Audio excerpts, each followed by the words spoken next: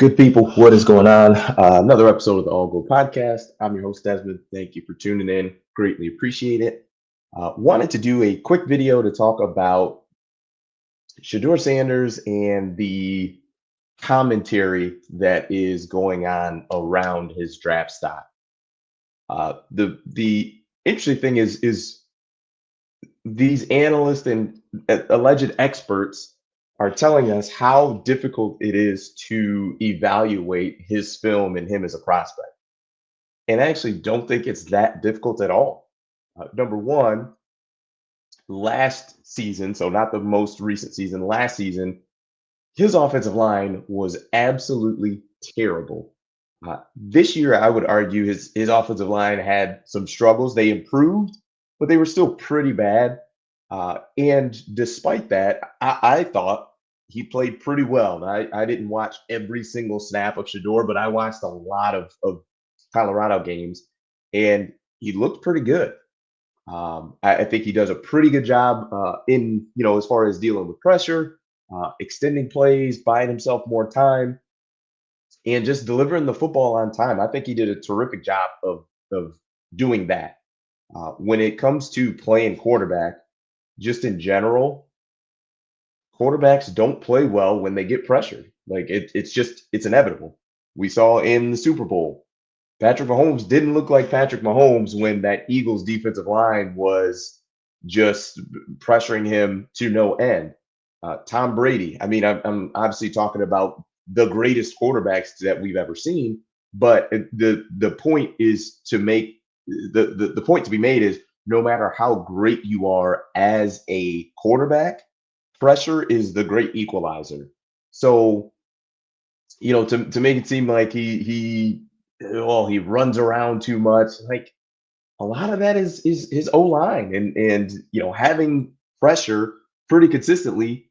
That's what it does to you. It speeds you up. It makes you not play as well, and you're not as on time.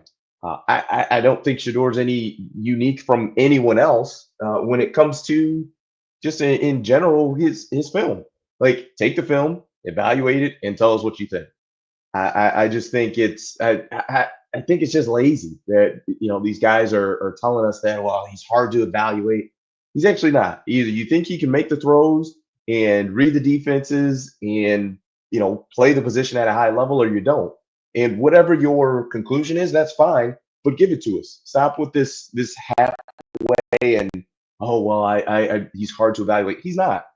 And also, they we for the last, I mean, even let's say 10 years or so, right? For quarterbacks who were athletic and who could move and who could run around and be elite athletes, right? We've heard analysts tell us and tell them, well, in order to win a Super Bowl, you've got to be able to throw and win from the pocket. You've got to be able to do that. Well, Shedeur Sanders does that today. He shows you that he can win games from the pocket and that he is someone who wants to play from the pocket. Yes, he scrambles, he buys time, he does those things, but his perfect world is sitting in the pocket, delivering the ball on time.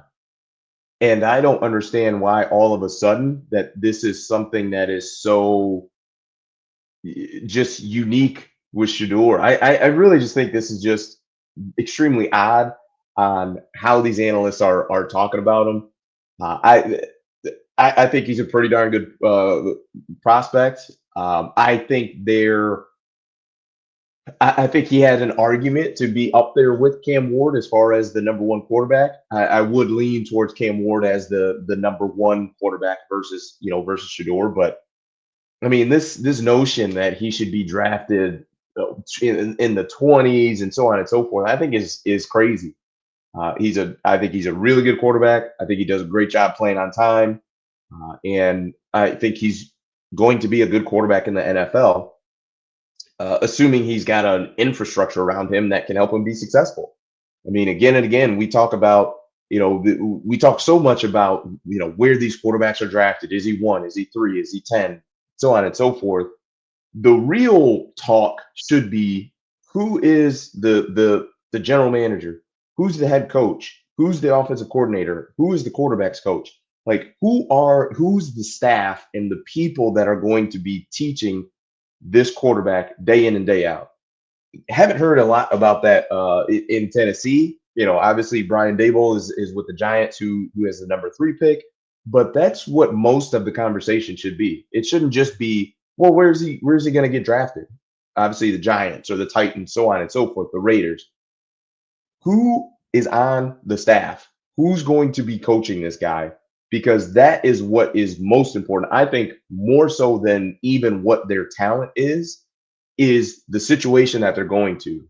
Is it one that is stable and one that is conducive to helping a young quarterback develop and grow? That should be the conversation, and it's not. It's just where they're going to go. Oh, is he going to slide? Is he going to drop down to 6 or 10 or 12, 9, so on and so forth? So it's just kind of odd. It's like a lot of the things that these analysts say that they want in a quarterback: a guy to play within the pocket, a guy who delivers the ball on time, a guy who's accurate. Shedeur checks all those boxes. Now, you want to go to elite athlete? He's not going to do that. He's just not an elite athlete. He's good enough, but not an elite athlete. So I, I think he's going to be just fine. And I think what a lot of this comes down to, and Mike Tomlin was on the Pivot podcast, it's a couple months ago, but he basically talked about how coaches nowadays in the NFL, they run from the challenge of coaching guys. Like he mentioned, guys can learn. If a guy can learn, then from there it's my job to coach him. And I feel like these analysts and experts want these quarterbacks to come out of college and be an NFL quarterback, right out of the box, so to speak. And that's just not the case because for, Mario Cristobal at Miami, for Coach Prime at Colorado, their primary job was winning football games in the ACC and in the Big 12. It wasn't necessarily getting those guys ready to play for Tennessee and the Giants. Sometimes both may be happening at the same time, but that's not what they're paid for. They're not paid to get you ready for the NFL. Their job is to put the best talent out on the field that they can and win games on Saturdays. That's it. From there, now what you do at the NFL level, that's up to the NFL to get you ready and to mold you into that type of quarterback.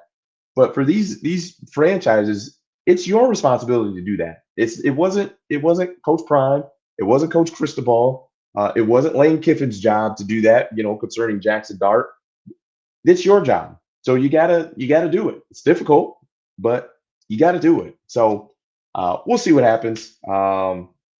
Let me know your thoughts in the comments. Greatly appreciate you watching. That is it for me. Peace.